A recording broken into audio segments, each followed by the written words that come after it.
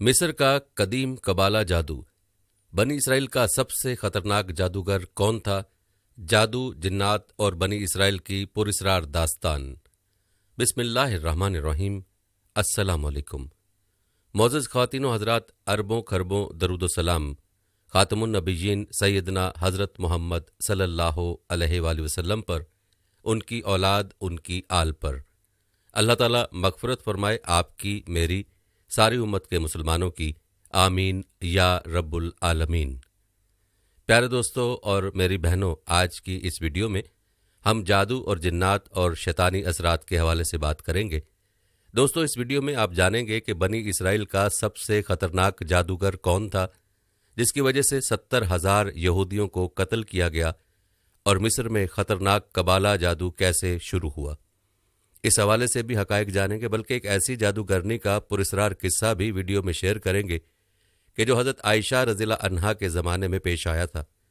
प्यारे दोस्तों, आप सबसे ये रिक्वेस्ट करूंगा कि हमारी इस वीडियो को मुकम्मल तवज्जो से देखिएगा, क्योंकि इसी वीडियो के आखिर में आप जादू, जिन्नात और शैतानी असरात का रूहानी इलाज भी जान पाएंगे। बस दोस्तों, आप हमारी ये वीडियो देखकर लाइक ज़रूर कीजिएगा और कमेंट सेक्शन में आप अपनी राय का इजहार भी कर सकते हैं।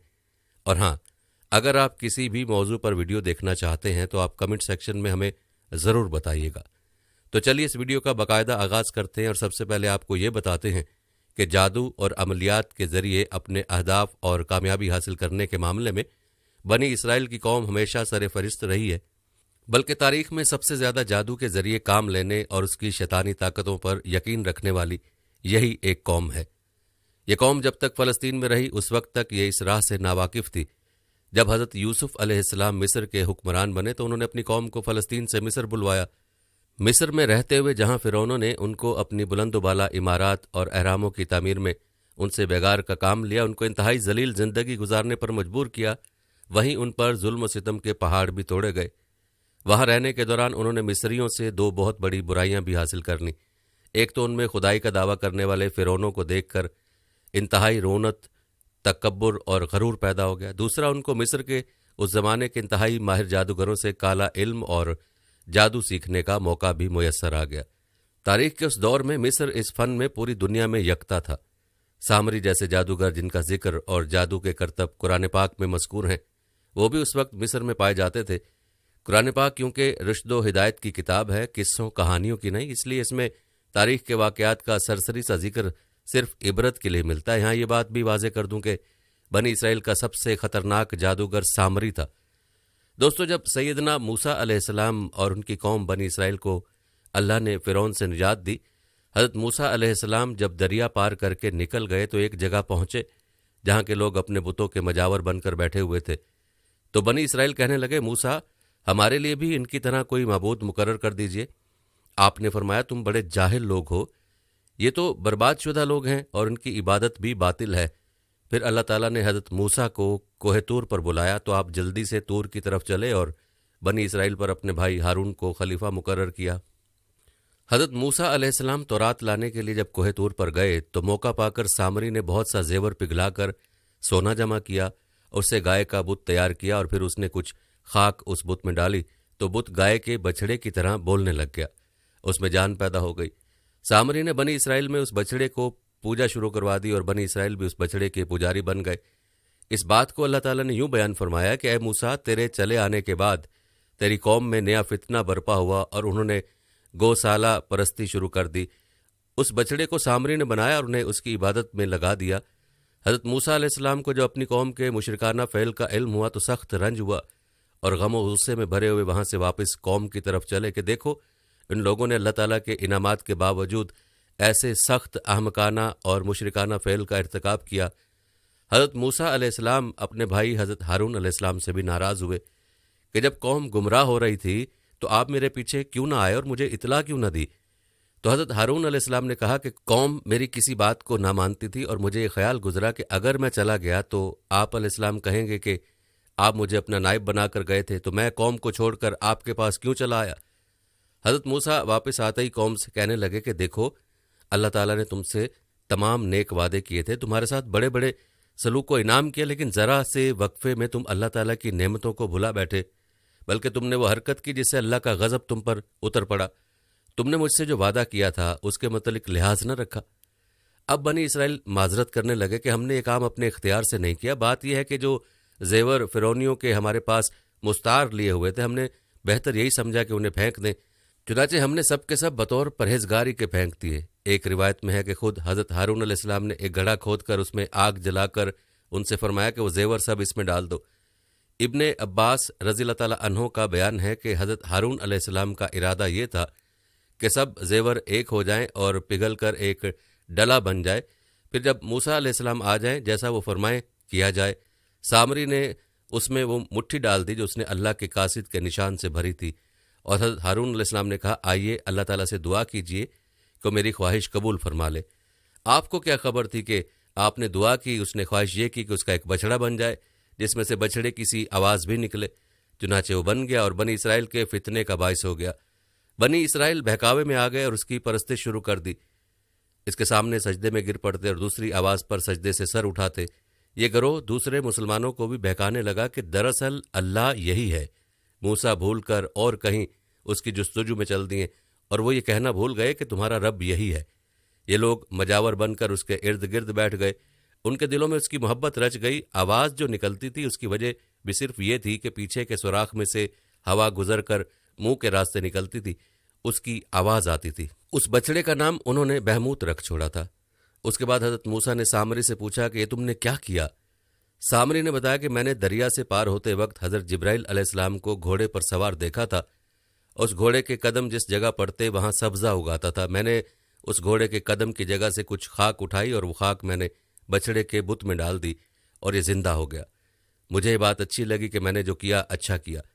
حضرت موسیٰ علیہ السلام نے فرمایا اچھا جا، تو دور ہو جا، اب اس دنیا میں تیری سزا یہ ہے کہ تو ہر ایک سے کہے گا کہ مجھے چھونا مت، یعنی تیرا حال برا ہو جائے گا۔ اب جو کوئی اس کو چھوتا تو اس چھونے والے کو اور سامری دونوں کو سخت بخار ہو جاتا اور انہیں بڑی تکلیف ہوتی۔ سامری چیخ چیخ کے لوگوں سے کہتا پھرتا کہ میرے ساتھ کوئی نہ لگے، اور لوگ بھی اس سے اجتناب کرتے تاکہ بخار کی تکلیف میں مبتلا نہ ہو۔ اس دنیا کے عذاب میں گرفتار ہو کر سامری بالکل تنہا رہ گیا اور جنگل میں چلا گیا، آخر مر گیا۔ بنی اسرائیل کی دوسری حماقت دیکھیے کہ چھوٹے گناہ سے بچنے کے لیے بڑا گناہ کر لیا۔ پھر حضرت موسیٰ علیہ السلام کے سمجھانے سے ہوش آیا اور نادم ہوئے اور اپنی گمراہی کا یقین کر کے توبہ استغفار کرنے لگے، اور حضرت موسیٰ علیہ السلام سے دریافت کیا کہ ہماری توبہ کیسے قبول ہوگی۔ حکم ہوا کہ آپس میں ایک دوسرے کو قتل کرو۔ موسیٰ علیہ السلام نے انہیں حکم الہی سنایا اور جن جن لوگوں نے بچڑا پوجا تھا انہیں بٹھا دیا اور دوسرے لوگ کھڑے رہ گئے اور قتل کرنا شروع کیا۔ قدرتی طور پر اندھیرا چھایا ہوا تھا، جب اندھیرا ہٹا تو انہیں روک دیا گیا۔ شمار کرنے پر معلوم ہوا کہ 70,000 آدمی قتل ہو چکے ہیں اور ساری قوم کی توبہ قبول ہوئی۔ یہ ایک سخت فرمان تھا جس کی ان لوگوں نے تعمیل کی اور اپنوں اور غیروں کو یکساں تہ و تیق کیا، یہاں تک کہ رحمت الہی نے انہیں بخشا اور موسیٰ علیہ السلام سے فرما دیا کہ اب بس کرو۔ مقتول کو شہید کا اجر دیا، قاتل کی اور باقی ماندہ تمام لوگوں کی توبہ قبول فرمائی اور انہیں جہاد کا ثواب دیا۔ پیارے دوستو، اب قبالہ جادو کے حوالے سے بھی بات کرتے ہیں۔ ایک زمانے میں دوستو مصر سحر اور جادو کا مرکز تھا، اور فن سحر شباب پر مصریوں نے تمام دنیا کے مقابلے میں اس کو اوج کمال تک پہنچا دیا تھا۔ یہ جادوگر فرعونوں کے لیے ناقابل یقین قسم کے کام سر انجام دیا کرتے تھے۔ یہ جادوگر قبالہ نامی جادو کے ماہر تھے۔ یہ جادو کی سب سے خوفناک قسم ہے جس میں اس جادو کے ماہرین براہ راست شیطان سے رابطے میں رہتے ہیں۔ شیطان ان کو کامیابی کے نئے سے نئے گر سکھاتا ہے، ایسی چیزوں کے بارے میں بتاتا ہے جن کے بارے میں عام انسان نہیں جانتے، اور ان سے کام لے کر انتہائی محیر العقول قسم کی چیزیں ایجاد کرتے ہیں، ان سے فائدہ اٹھاتے ہیں۔ چنانچہ ہم اس زمانے کے مصری بادشاہوں کو دیکھتے ہیں، ان کی ایسی سائنسی ترقی دیکھتے ہیں جس کو بروئے کار لاتے ہوئے عظیم الشان عمارات تعمیر کی، ایسے مسالے اور دوائیاں ایجاد کی جن کی مدد سے لاشوں کو ہزاروں سال گزرنے کے بعد بھی کوئی گزند نہیں پہنچتا۔ مصریوں کے ساتھ رہتے رہتے بنی اسرائیل نے ان کے خاندانوں میں شادیاں بھی کر لیں۔ آج بھی امریکہ کی اہم شخصیات کا ڈی این اے فرعونوں سے ملتا ہے۔ آپ نے بھی اخبارات میں ایک سابق مشہور امریکی صدر کے بارے میں پڑھا ہوگا جسے فرعونوں کی نسل کا کہا جاتا ہے۔ چاہے کوئی تسلیم کرے یا نہ کرے کہ فرعونوں کا انکل سام کی اولادوں سے کوئی نہ کوئی گہرا اور خونی رشتہ ضرور ہے، کہ آج امریکہ کے ڈالر بل پر مصریوں کی ایک آنکھ والے قدیم مصری دیوتا کی آنکھ احرام مصر کے اوپر سے جھانکتی نظر آتی ہے، جسے ہمارے بھولے بھالے دانشور دجال کی آنکھ قرار دیتے ہیں۔ قبالہ جادو کی رسومات کے پجاری اس دنیا میں بہت بڑی تعداد میں موجود ہیں، اور ان کی بڑی تعداد اس جادو کی وجہ سے شہرت، دولت اور کامیابی حاصل کرنے کی دوڑ میں ایک دوسرے سے سبقت لے جانے کی کوشش کرتی ہے۔ ہالی ووڈ خوابوں کی دنیا کی تمام سیلیبریٹیز اس جادوگر گروہ میں شامل ہیں۔ یہاں ایک بات واضح ہونی ضروری ہے، ہالی ووڈ کے تمام اداکار اور اداکارائیں یقیناً اس جادو کا سہارا اپنی کامیابیوں کے لیے ضرور لیتے ہیں۔ یہ لوگ خود جادوگر نہیں ہوتے، بلکہ یہ لوگ قبالہ کی شیطانی رسومات اور عبادات میں باقاعدگی سے شریک ہوتے ہیں۔ یہ رسومات اور عبادات کس قسم کی ہوتی ہیں، ان کے بارے میں مختصر صرف اتنا جان لیجئے کہ دنیا کی کوئی ایسی اخلاق سوز حرکت نہ ہوگی جو ان رسومات میں نہ کی جاتی ہو۔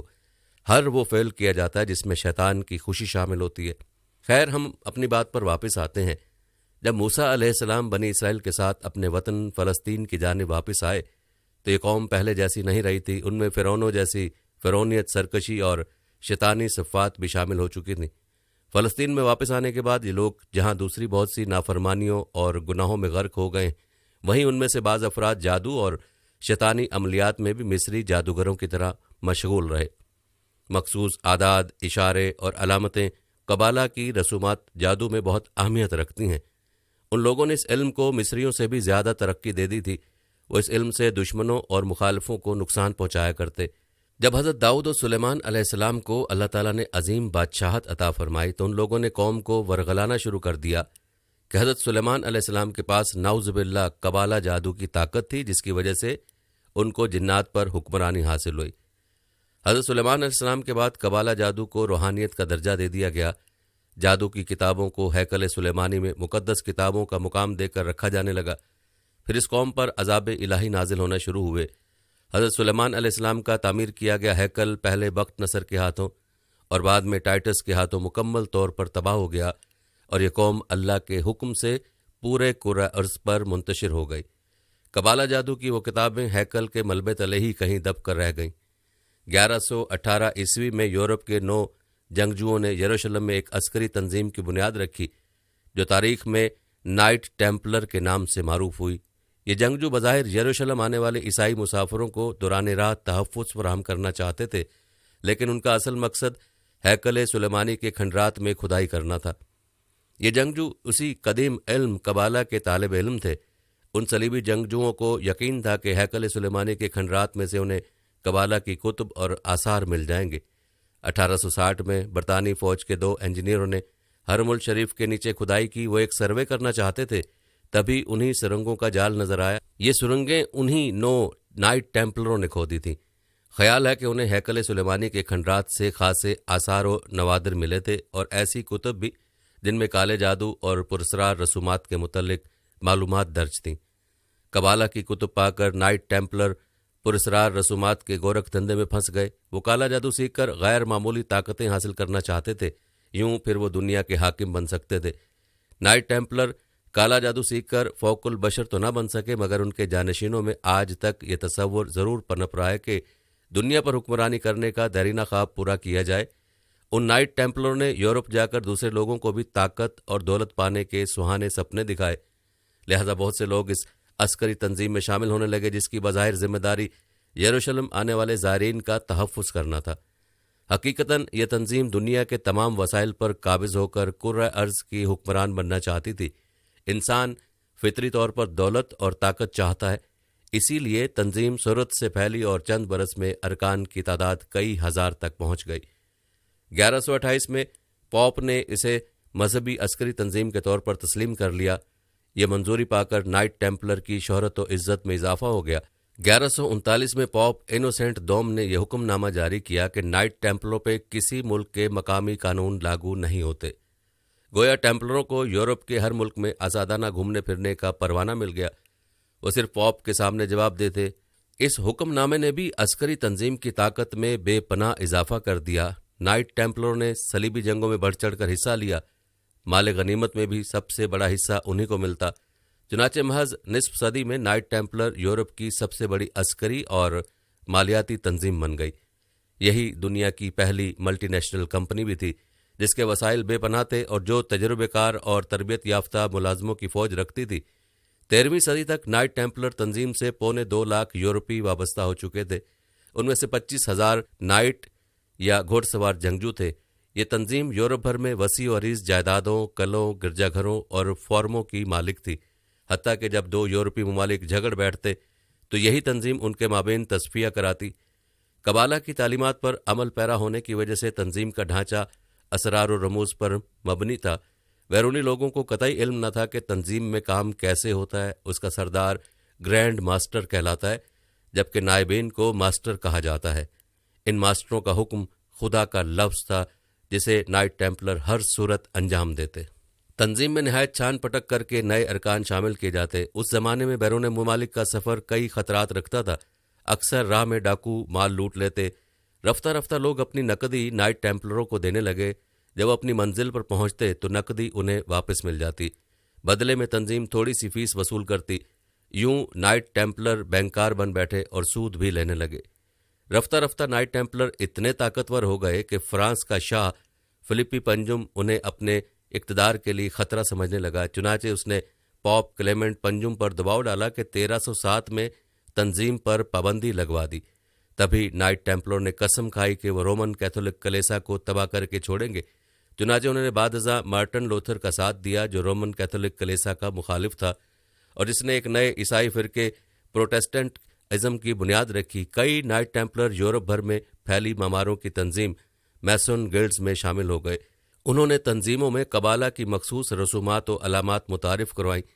17ویں صدی میں نائٹ ٹیمپلروں نے ہم خیال مماروں کی مدد سے فری میسنری کی بنیاد رکھی۔ اس تنظیم کا مقصد یورپ میں آزاد خیالی کو پروان چڑھانا تھا، ایسے مادر پدر آزاد نظریات و خیالات جو انسان کو مذہب سے برگشتہ کر دیں، اس میں مادہ پرستانہ جذبات کو فروغ دیں۔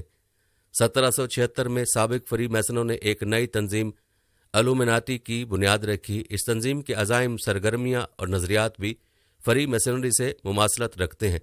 ان تنظیموں کو یہودی بنیوں خصوصاً جرمن روتھ شیلڈ خاندان سے سرمایہ ملا۔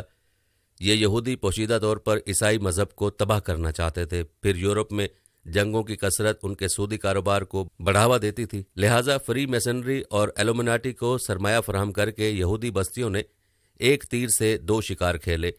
مغرب میں مذہب کے خلاف نفرت پروان چڑھائی اور جنگوں کے ذریعے ارب پتی بن بیٹھے۔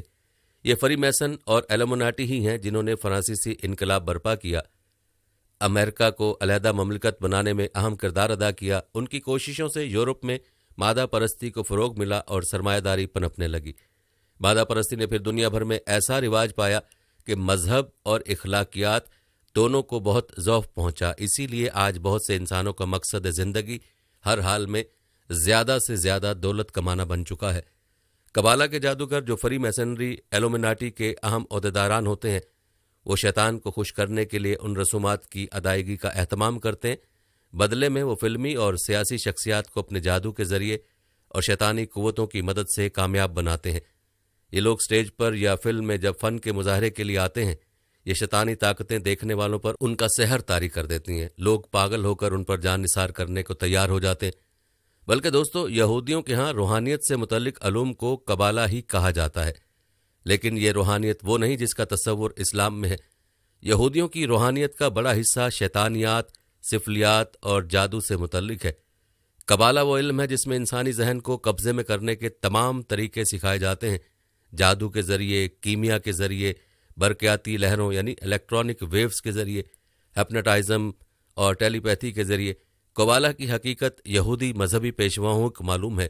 دیگر قوموں سے اس کو چھپانے کے لیے انہوں نے اس علم کے کئی اور ہم نام دنیا میں متعارف کرائے، مثلا قبالہ وغیرہ۔ ان میں سے کون سا حقیقت ہے، اس کا جاننا خاصا مشکل کام ہے۔ یہودیوں میں ایک سے ایک بڑا جادوگر رہا ہے۔ انہوں نے اس شیطانی عمل کے ذریعے مسلمانوں کے اندر مختلف فتنے پھیلائے اور طرح طرح سے مسلمانوں کو نقصان پہنچانے کی کوشش کرتے رہے۔ اس تفصیل کو بیان کرنے کا مقصد یہ ہے کہ مسلمان ان یلغاروں سے قرآن و سنت کی روشنی میں اپنی حفاظت کا بندوبست کریں تاکہ اللہ اور اس کے رسول صلی اللہ علیہ وآلہ وسلم کے دشمن نامراد ہوں۔ دوسری وجہ یہ ہے کہ ذہنی غلاموں میں مبتلا ہونے کی وجہ سے ہم لوگ دنیا میں رونما ہونے والے حادثات و واقعات کو صرف اسی نظر سے دیکھتے ہیں جس نظر سے اسلام دشمن قوتیں ہمیں دکھانا چاہتی ہیں، جس کی وجہ سے ان حادثات سے عبرت پکڑنے کی بجائے ہم الٹے فکری گمراہی کا شکار ہوتے چلے جاتے ہیں۔ اللہ تعالیٰ ہمیں جادو اور شیطانی قوتوں کے شر سے محفوظ فرمائے اور اپنی حفظ و امان میں سکون والی زندگی عطا فرمائے۔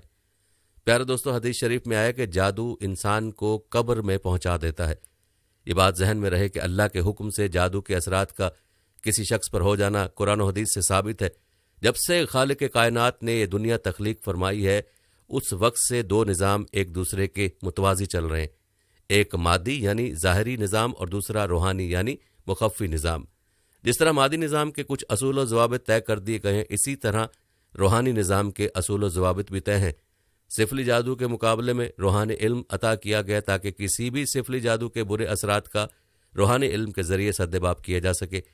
جادو ایک سفلی علم ہے جس کی رد اور توڑ کے لیے اللہ پاک نے اپنے پیارے حبیب جناب رسالت مآب صلی اللہ علیہ وسلم کو روحانی علم سے مشرف فرمایا۔ لہٰذا آپ صلی اللہ علیہ وسلم پر جب جادو کے اثرات بد ہوئے تو اللہ رب العزت نے قرآن حکیم کی دو صورتیں سورہ الفلق اور سورہ الناس سید الملائکہ حضرت جبرائیل علیہ السلام کو دے کر بھیجا، جن کی برکت سے جادو کے اثرات بد کا خاتمہ ہوا۔ آپ صلی اللہ علیہ وسلم کے منہ مبارک ایک کنویں میں پتھر کے نیچے رکھے گئے تھے۔ گویا آپ صلی اللہ علیہ وسلم پر جو جادو کیا گیا وہ زمینی جادو تھا۔ دوستو، یہاں جادو جنات کی چند اقسام کے حوالے سے بھی واضح کر دوں کہ زمینی جادو میں پتلا وغیرہ بنا کر اسے سوئیاں لگا کر سفلی علوم پڑھنے کے بعد زمین میں دفن کیا جاتا ہے۔ مطلوبہ شخص کا پاؤں جہاں لگاؤ وہاں سے مٹی اٹھا کر بھی اس پر جادو کیا جاتا ہے۔ اسی طرح اپنے مخالف کے بال یا کپڑا لے کر ان پر بھی جادو کیا جاتا ہے۔ بعض اوقات کنکریوں یا مٹی پر دم کر کے اسے مخالف کے گھر میں ڈال دیا جاتا ہے یا پھر زمین قبرستان وغیرہ میں دفن کر دیا جاتا ہے۔ زمینی جادو کیلوں پر بھی کیا جاتا ہے۔ کیلوں پر پڑھائی کرنے کے بعد انہیں زمین میں ٹھوک کر مخالف کو اذیت دی جاتی ہے۔ اور جادو کی دوسری قسم ہوائی جادو ہے۔ ہوا میں جادو کے جنات چھوڑ کر مطلوبہ شخص کو نقصان پہنچایا جاتا ہے، یا جنات کے ذریعے مخالف کے جسم میں سوئیاں پیوست کی جاتی ہیں، یا درخت وغیرہ پر تعویذ باندھ کر مخالف کو اذیت دی جاتی ہے۔ اس کے علاوہ ہانڈی کا ایک نہایت خطرناک عمل کیا جاتا ہے۔ جادوگر ہانڈی میں گوشت ڈال کر اسے چولہے پر رکھ دیتے ہیں اور پڑھائی شروع کر دیتے ہیں۔ جادو کے جنات اسے اٹھا کر مطلوبہ جگہ پر گراتے ہیں، جس سے بہت نقصان ہوتا ہے، جانی بھی اور مالی بھی۔ علماء نے حدیث شریف کی روشنی میں لکھا ہے کہ قرب قیامت میں جنات شیاطین انسانوں کے بارے میں کیے گئے عہد و پیمان توڑ ڈالیں گے اور زمین سفلی علوم سے بھر جائے گی۔ جنات سرکش ہو جائیں گے اور ان کی شرارتیں عروج پر ہوں گی۔ دوستو، جنات کے حوالے سے اگر بات کریں تو بعض تاریخ دان لکھتے ہیں کہ حضرات آدم کی تخلیق سے بھی 2000 سال قبل جنات کی تخلیق ہوئی تھی۔ جنات میں نیک و بد دونوں اقسام ہوتی ہیں، بزرگ بھی ہوتے ہیں، وہ روئے زمین پر وارد ہوتے ہیں۔ انہی میں سے ایک جن کا نام ابلیس ہے، جو انسانوں کی دشمنی میں اندھا ہو گیا۔ اس نے نفس آدم کو بہکانے کے لیے قیامت تک کے لیے مہلت مانگی ہے۔ بلکہ کہا جاتا ہے کہ جنات کے 11 گروہ ہیں۔ پہلا گروہ کسی گھر یا مکان میں رہتے ہیں اور اس گھر کے مکینوں کو ڈراتے ہیں یا تکلیف پہنچاتے ہیں۔ دنیا کے ہر علاقے میں کوئی نہ کوئی ایسا گھر ہوگا جہاں یہ موجود ہوتے ہیں، اور ہم ایسے علاقے کو آسیب زدہ کہتے ہیں۔ یہ گھروں اور دکانوں کی برکت سلب کر لیتے ہیں، گھروں میں فساد اور جھگڑے پیدا کرتے ہیں، گھر میں رہنے والے افراد کے مابین تفرقہ اور عداوت پیدا کرتے ہیں۔ اس لیے عاملین اسی گروہ کی مدد سے اپنا کام کرتے ہیں۔ مستند تاریخی شواہد سے معلوم ہوتا ہے کہ ایک بار حضور نبی کریم صلی اللہ علیہ وآلہ وسلم جلیل القدر صحابی عبداللہ بن مسعود کو ہمراہ لیے رات کے وقت ایک جگہ پہنچے۔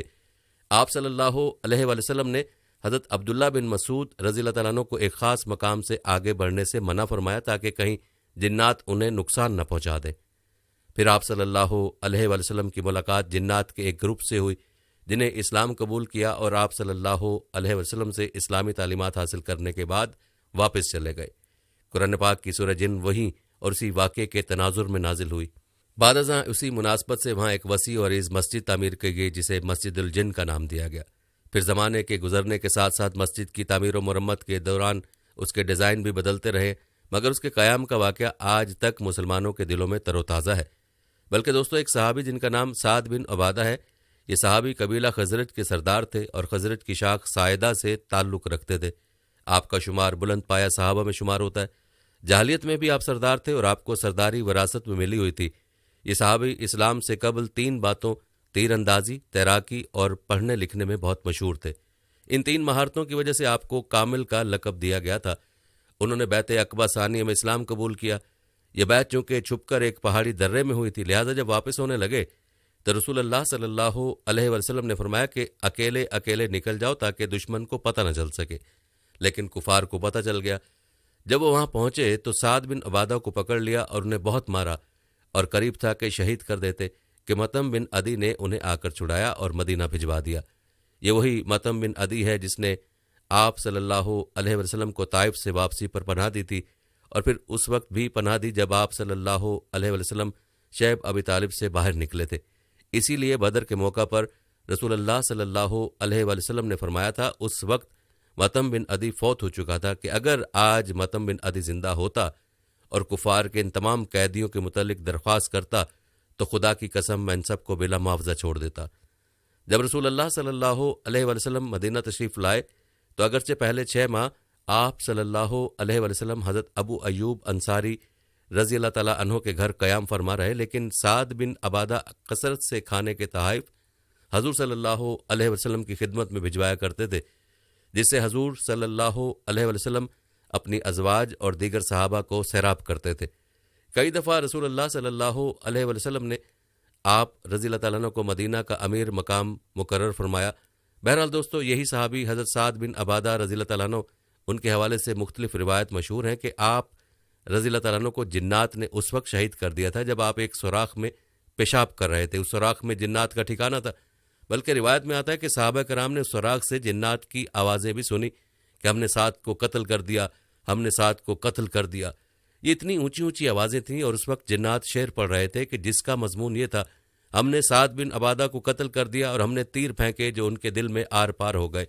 بلکہ ایک اور صحابی کا بیان ہے، جب حضرت سعد بن عبادہ رضی اللہ تعالیٰ عنہ پیشاب کرنے کی کوشش میں کھڑے ہوئے، پھر لوٹ کر کہنے لگے کہ مجھے پشت میں کچھ تکلیف محسوس ہو رہی ہے، اور پھر چند لمحات کے بعد وفات پا گئے۔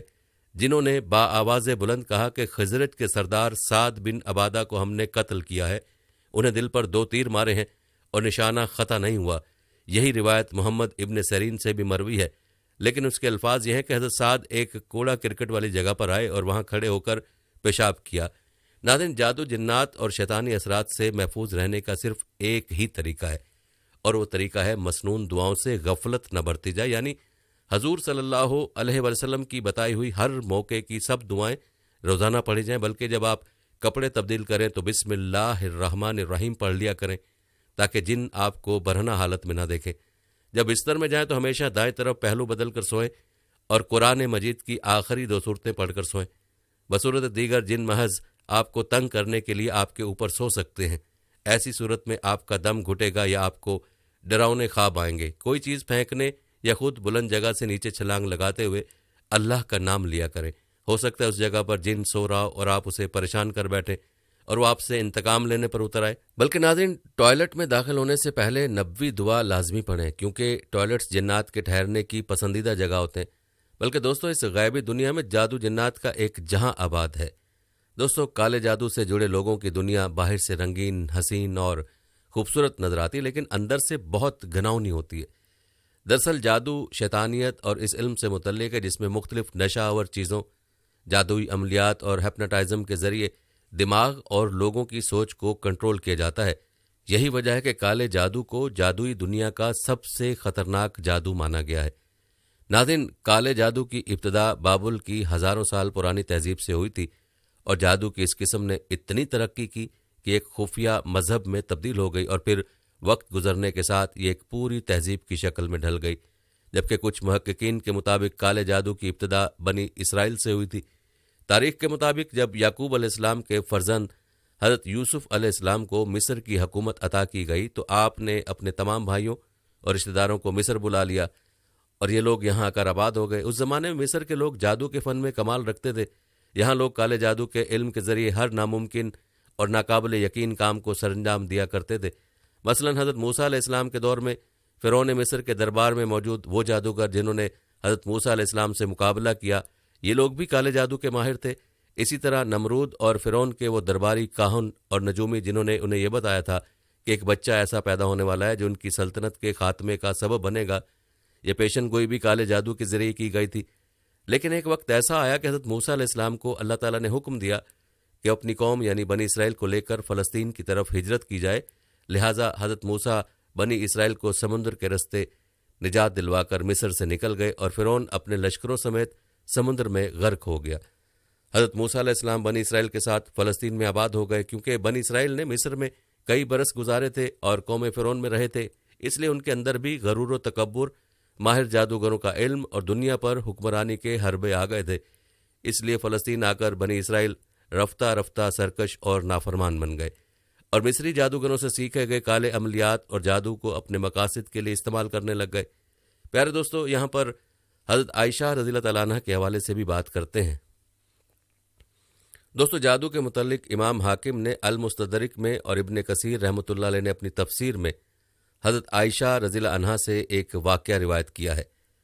حضرت عائشہ رضی اللہ تعالیٰ عنہ فرماتی ہیں، رسول اللہ صلی اللہ علیہ وسلم کی وفات کے تھوڑے عرصے بعد دومت الجندل کے باشندوں میں سے ایک عورت میرے پاس آئی۔ وہ رسول اللہ صلی اللہ علیہ وسلم سے مل کر جادو کے متعلق کسی چیز کے بارے میں کچھ پوچھنا چاہتی تھی۔ حضرت عائشہ رضی اللہ تعالیٰ عنہ فرماتی ہیں کہ جب اس عورت نے رسول اللہ صلی اللہ علیہ وسلم کو نہیں پایا تو میں نے اسے اس قدر روتے ہوئے دیکھا کہ اس کے رونے کی شدت سے مجھے ترس آ گیا۔ وہ عورت کہہ رہی تھی کہ مجھے ڈر ہے کہ میں ہلاکت میں جا پڑی ہوں۔ حضرت عائشہ رضی اللہ تعالیٰ نے اس سے واقعے کی تفصیل پوچھی تو اس نے بتایا، میرا شوہر مجھ سے دور چلا گیا تھا، پھر ایک بوڑھی عورت میرے پاس آئی تو میں نے اسے اپنے حال کا شکوہ کیا۔ اس نے کہا کہ اگر تو وہ سب کرے جس کا میں تجھے حکم دوں تو تیرا خاوند تیرے پاس لوٹ آئے گا۔ میں نے کہا کہ ہاں میں کروں گی۔ جب رات ہوئی تو میرے پاس 2 سیاہ کتوں کو لے کر آئی۔ ان کتوں میں سے ایک پر وہ خود سوار ہو گئی اور دوسرے پر میں سوار ہوئی۔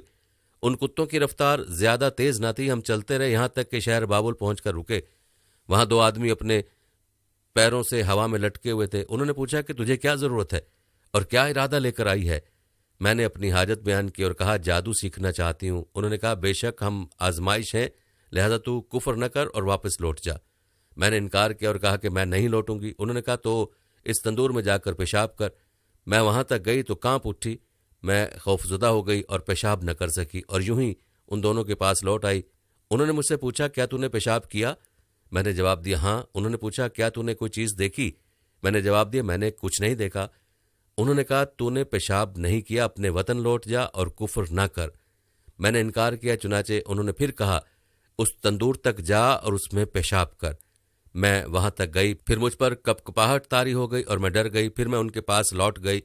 انہوں نے مجھ سے پھر پوچھا تو نے کیا دیکھا؟ یہاں تک کہ اس نے بتایا کہ میں تیسری مرتبہ گئی اور تندور میں پیشاب کر دیا۔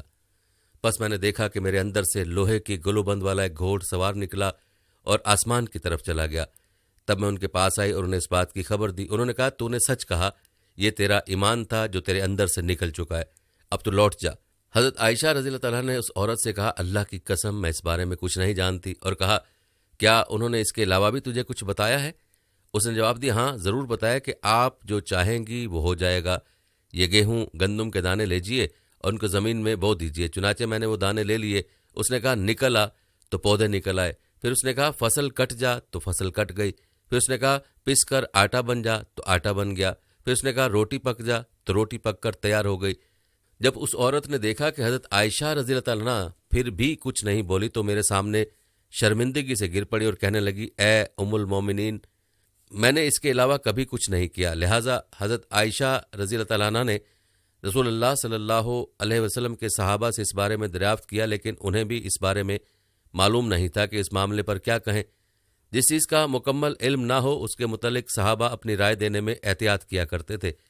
انہوں نے صرف اتنا کہا کہ اگر آپ کے والدین یا ان میں سے کوئی بھی حیات ہوتے تو آپ کے لیے کافی ہوتے۔ اس واقعے کے پیش نظر حقیقت میں بات یہ ہے کہ ہاروت و ماروت کو اللہ تعالیٰ نے خیر و شر اور کفر و ایمان کا علم دے دیا تھا، اس لیے وہ ہر ایک کفر کی طرف جھکنے والے کو نصیحت کرتے اور ہر طرح روکتے۔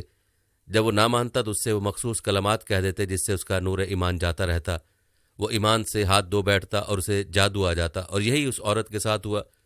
دوستو، ہاروت ماروت کا قصہ اسرائیلی روایت میں یوں بیان ہوا ہے کہ حضرت ادریس علیہ السلام کے زمانے میں لوگ بہت بد عمل ہو گئے تھے اور فرشتوں نے بارگاہ الہی میں عرض کہ انسان بہت بدکار ہے، یہ تیری خلافت کے لائق نہیں ہے، اس لیے انسان کو منصب خلافت سے ہٹا دیا جائے۔ اللہ پاک کا ارشاد ہوا کہ انسان میں غصہ اور شہوت ہے جس کی وجہ سے وہ زیادہ گناہ کرتا ہے، اگر یہ چیزیں فرشتوں کو دے دی جائیں تو وہ بھی گنہگار ہو جائیں گے۔ فرشتوں نے کہا ہم تو کبھی بھی گناہ کے قریب نہ جائیں گے، خواہ کتنا ہی غصہ اور شہوت ہو۔ حکم ربی ہوا کہ اچھا تم فرشتے اپنی جماعت میں سے کوئی سے 2 فرشتے چن لو جو تمہارے خیال میں سب سے زیادہ پرہیزگار ہوں، پھر انہیں غصہ اور شہوت دے کر دنیا میں بھیجا جائے گا تاکہ انہیں آزمایا جا سکے۔ چنانچہ ہاروت اور ماروت جو بہت پرہیزگار فرشتے تھے منتخب ہو گئے اور انہیں غصہ اور شہوت دے کر شہر بابل میں اتار دیا گیا اور کہا گیا کہ تم دونوں قاضی بن کر لوگوں کے درمیان فیصلے کیا کرو اور شام کو اسم اعظم کے ذریعے واپس آسمان پر آ جایا کرو۔ یہ دونوں قریب 1 ماہ تک اسی طرح آتے جاتے رہے۔ اس عرصے میں ان کے عدل و انصاف کا چرچہ عام ہو گیا اور بہت سے مقدمے ان کے پاس آنا شروع ہو گئے۔ ایک روز ملک فارس کی ایک حسین و جمیل عورت زہرہ نامی نے اپنے شوہر کے خلاف مقدمہ دائر کیا۔ یہ دونوں سے دیکھتے ہی اس پر عاشق ہو گئے اور اس کے ساتھ بدعملی کی خواہش کی۔ اس عورت نے کہا کہ میرا اور تمہارا دین الگ الگ ہے اور میرا شوہر بہت غیرت مند ہے، اگر اسے پتہ چلا تو مجھے قتل کر دے گا، اس لیے اگر تم اپنی خواہش پورا کرنا چاہتے ہو تو پہلے میرے شوہر کو قتل کرنا ہوگا اور جس بت کی میں پوجا کرتی ہوں اسے سجدہ کرنا ہوگا۔ اس عورت کی شرائط سن کر دونوں نے انکار کر دیا۔ وہ عورت تو واپس چلی گئی لیکن دونوں کے دل میں عشق کی آگ بھڑکا گئی۔ کچھ روز تو ان فرشتوں نے برداشت کیا، لیکن ایک روز مجبور ہو کر اس عورت کو ملاقات کے لیے پیغام بھجوایا۔ اس نے فوراً ان دونوں کو ملنے کے لیے بلوا لیا۔ جب یہ دونوں وہاں پہنچے تو وہ خوب بناؤ سنگار کر کے بیٹھی تھی۔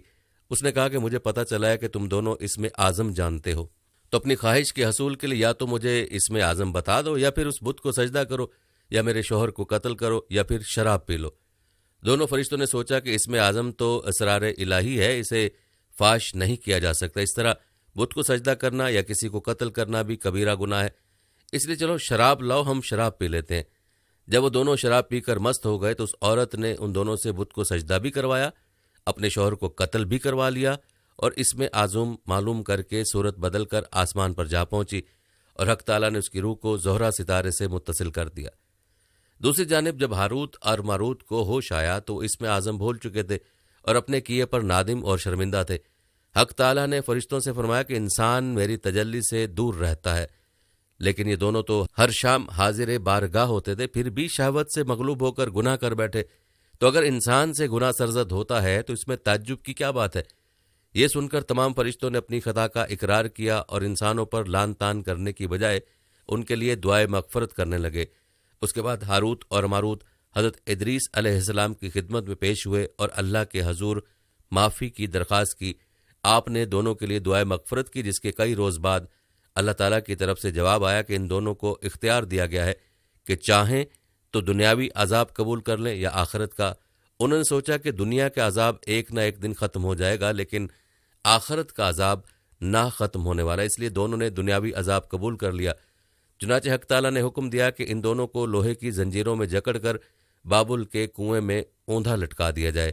اس کنویں میں آگ جل رہی ہے اور فرشتے باری باری ان پر کوڑے برساتے ہیں اور پیاس کی شدت سے ان کی زبانیں باہر کو لٹک رہی ہیں، اور یہ عذاب ان پر قیامت تک یوں ہی شدید رہے گا اور آخرکار ان کو نجات ملے گی۔ دوستو، اس قصے کا خلاصہ یہ ہے کہ یہ قصہ بنی اسرائیل کی ان حکایات میں سے ہے جسے انہوں نے گھڑ رکھا تھا۔ پھر وہاں سے کچھ لوگوں نے یہ واقعہ سن کر آگے نقل کرنا شروع کر دیا، لیکن اس واقعے کا حقیقت سے کوئی تعلق نہیں ہے، لیکن جو بات قرآن نے ہاروت اور ماروت کے حوالے سے کی ہے وہ بالکل سچ ہے۔ سورہ بقرہ کی آیت نمبر 102 میں اللہ نے فرمایا، انہوں نے پیروی کی اس علم کی جو شیاطین پڑھا کرتے تھے۔ سلیمان علیہ السلام کی بادشاہت کے وقت وہ لوگوں کو جادو سکھاتے تھے اور وہ اس علم کے پیچھے پڑے جو نازل کیا گیا۔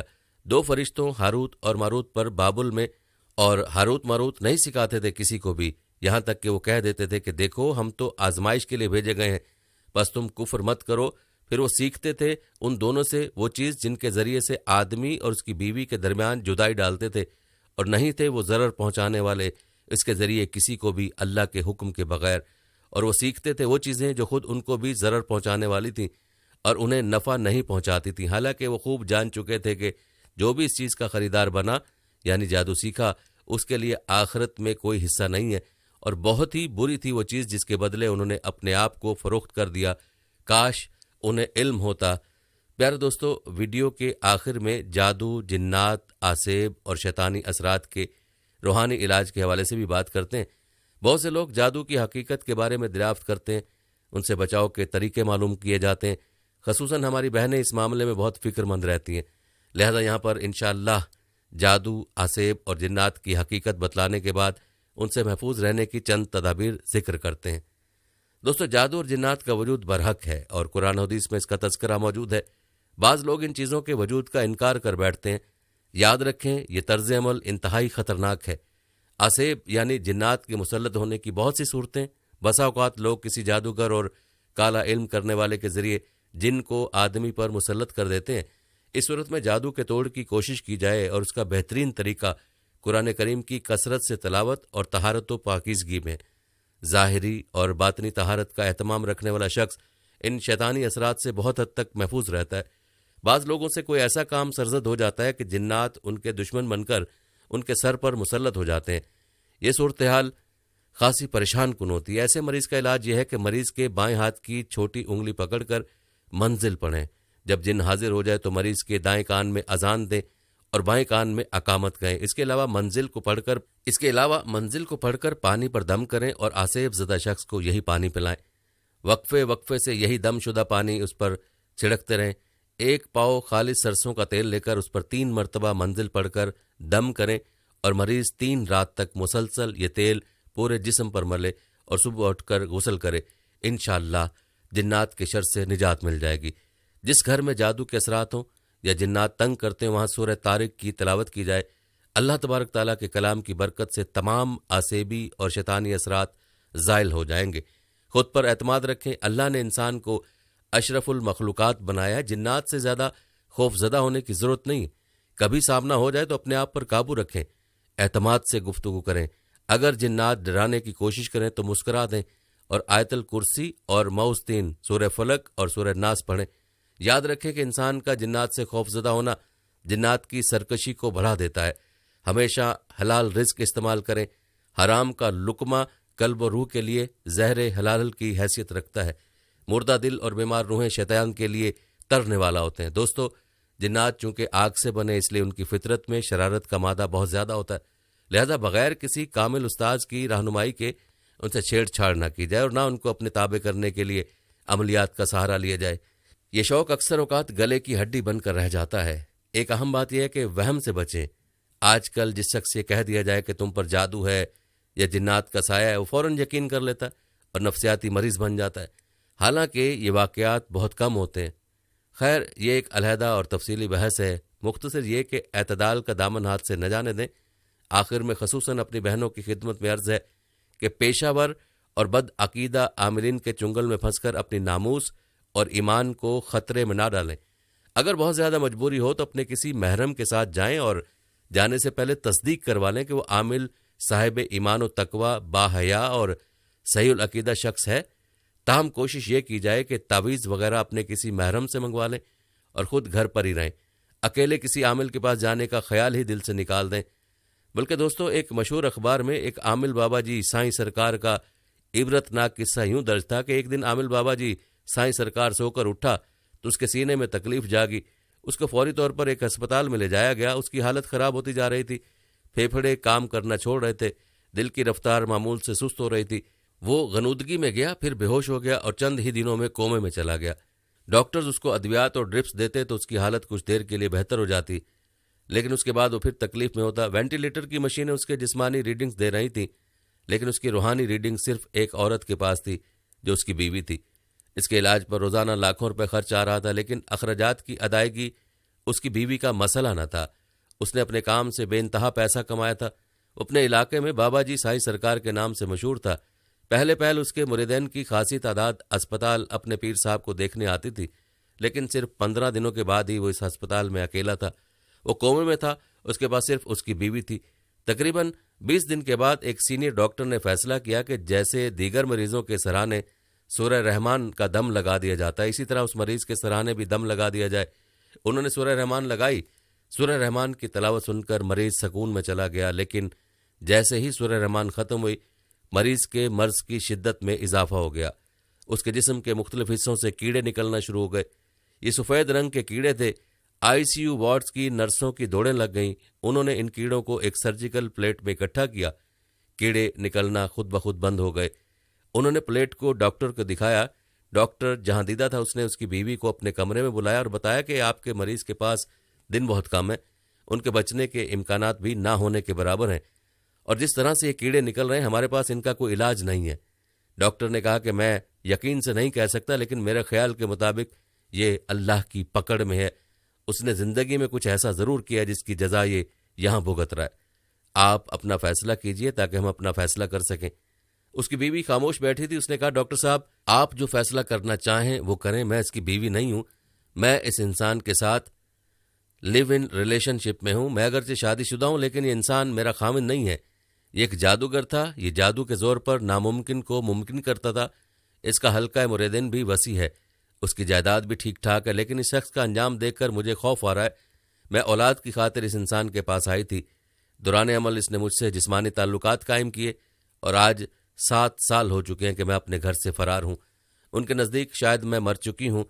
اس کی بیوی نے کہا کہ یہ جادوگر شراب و شباب کا رسیہ ہے، کون سا کالا علم ہے جو اس کو نہیں آتا، میں اس کے ساتھ میں جانتی ہوں کہ اس کا حرم ایک سے بڑھ کر ایک خوبصورت عورت سے آباد رہتا ہے، ایسا ہو نہیں سکتا کہ کوئی لڑکی اس کو پسند آ جائے اور اس کو اپنے عمل کے زور سے اپنے بستر تک نہ لائے۔ اس نے عملیات میں ہر وہ کام کیا جس کو اللہ نے منع کیا ہے، جائے نماز اور قرآن کی حد درجے بے حرمتی اس کے لیے روزانہ کا معمول تھا، اور اس کے کالے عملیات کا حصہ تھا۔ یہ لوگوں کو دکھانے کے لیے بابا بنا ہوا تھا، لیکن یہ انسان در حقیقت خود ایک حیوان تھا۔ یہ قرآن کی مختلف آیات کو بگاڑ کر تعویذ بناتا تھا۔ اس کے پاس اپنے گھریلو حالات کی ستائی عورتیں، امتحانات میں کامیابی کے لیے بچے اور بچیاں، اولاد کے حصول کے لیے لڑکیاں، غربت کے ستائے لوگ، محبت کی شادی کے متلاشی، پرائز بانڈ، شوہر کو قابو میں کرنے کی خواہش مند عورتیں وغیرہ بکثرت آتی تھیں۔ لوگ نہیں جانتے تھے کہ یہ کیا کرتا ہے، لیکن میں اس کے ساتھ رہتی ہوں۔ اس کا انجام دیکھ کر مجھے اللہ سے ڈر لگ رہا ہے، دعا کیجئے کہ اللہ مجھے معاف کر دے۔ وہ عورت یہ بات کر کے چلی گئی، اور اس عورت کے جانے کے 2 دن بعد ہی وہ جادوگر بھی وینٹیلیٹر پر دم توڑ گیا۔ اس کی موت کے ساتھ اس کی لاش سے اس قدر شدید بدبو آ رہی تھی کہ اس کی لاش کو ICU سے باہر لان میں لایا گیا۔ اس بدبو کی وجہ سے اس کو سرد خانے رکھنا بھی ممکن نہیں تھا۔ اس کے مریدین اور بیوی کو اطلاع دی گئی، لیکن بدبو کی وجہ سے کوئی بھی لاش کے پاس آنے کو تیار نہیں تھا۔ اس کی لاش کو صرف 2 گھنٹے میں اسپتال کے عملے اور نجی NGO نے قریبی قبرستان میں دفنا دیا۔ وہ جادوگر چلا گیا، لیکن اپنے پیچھے بہت سے سوال چھوڑ گیا۔ کوئی تو وجہ ہے کہ جادو کو حرام کہا گیا ہے۔ یہ جادوگر انسانی نفسیات سے کھیلتے ہیں، جس میں حسد، جلد بازی اور مایوسی شامل ہے۔ یہ وہ 3 چیزیں ہیں جنہیں اسلام نے اپنانے سے منع کیا ہے۔ اگر آپ تقدیر پر شاکر ہیں، اچھی اور بری تقدیر پر ایمان ہے، اللہ سے اچھا تعلق ہے، کسی سے حسد نہیں کرتے، نتائج کے حصول کے لیے جلد بازی نہیں کرتے، اور حالات سے مایوس نہیں ہوتے ہیں، تو پھر کوئی جادوگر آپ کو بہکا نہیں سکتا۔ کوئی بھی کامیابی شارٹ کٹ سے ممکن نہیں ہے۔ اگر کسی کو شارٹ کٹ سے کامیابی ملتی ہے تو یقین کیجئے وہ سب کچھ چند سال کے لیے عارضی ہوتا ہے۔ دنیا میں 99% لوگوں نے محنت اور انتھک محنت سے کامیابی حاصل کی ہے، لہذا شارٹ کٹ کی تلاش میں عاملوں کے پاس جا کر اپنی دنیا اور آخرت خراب کرنا کہاں کی دانش مندی ہے۔ معزز خواتین و حضرات، جادو کرنا اور کروانا حرام ہے۔ فرمان نبوی صلی اللہ علیہ وسلم ہے کہ تباہ کرنے والی 7 چیزوں سے بچو۔ اللہ کے ساتھ شرک کرنے سے اور جادو کرنے سے۔ جادو کرنے والے کا حکم یہ ہے کہ اگر جادو جنات و شیاطین کے ذریعے سے کیا جائے اور جادو سیکھتے سکھاتے ہوئے جنات و شیاطین کے تقرب کے حصول کے لیے ان کی عبادت کی جائے تو یہ اللہ تعالیٰ کے ساتھ شرک ہے، اور اگر جادو دوائیوں اور جڑی بوٹیوں کے ذریعے سے کیا جائے تو یہ ظلم و زیادتی اور کبیرہ گناہ کے زمرے میں آئے گا۔ ام المومنین سیدہ حفصہ رضی اللہ عنہا پر ان کی باندی نے جادو کیا تھا، لہٰذا ام المومنین نے بطور سزا اسے قتل کرنے کا حکم دیا تو اسے قتل کر دیا گیا۔ سیدنا بجالہ بن عبدہ سے مروی ہے کہ عمر فاروق رضی اللہ عنہ نے اپنی وفات سے 1 برس پہلے 19 کو یہ خط لکھا کہ ہر جادوگر کو قتل کر دیا جائے، تو ہم نے ان کے حکم کی تعمیل کرتے ہوئے 3 جادوگروں کو قتل کر دیا۔ جندب الخیر فرماتے ہیں کہ جادوگر کی سزا قتل ہے۔ ہماری دعا ہے کہ اللہ تعالی ہمیں ہر قسم کے جادو، جنات اور شیطانی اثرات سے محفوظ فرمائے، اور اللہ تعالیٰ پر ہمیں کامل بھروسہ رکھنے کی توفیق عطا فرمائے، آمین یا رب العالمین۔ میرے پیارے بھائیوں اور بہنوں، اس کے ساتھ ہی میں امید کرتا ہوں کہ آپ کو ہماری آج کی ویڈیو اچھی لگی ہوگی۔ اگر ویڈیو اچھی لگی ہے تو لائک ضرور کیجیے گا، اور صدقہ جاریہ سمجھ کر اس ویڈیو کو شیئر بھی ضرور کیجیے گا، اور ہمارے چینل کو سبسکرائب بھی ضرور کیجیے گا۔ اس کے ساتھ ہی مجھے دیجیے اجازت، ملتے ہیں اگلے آنے والی نئی ویڈیو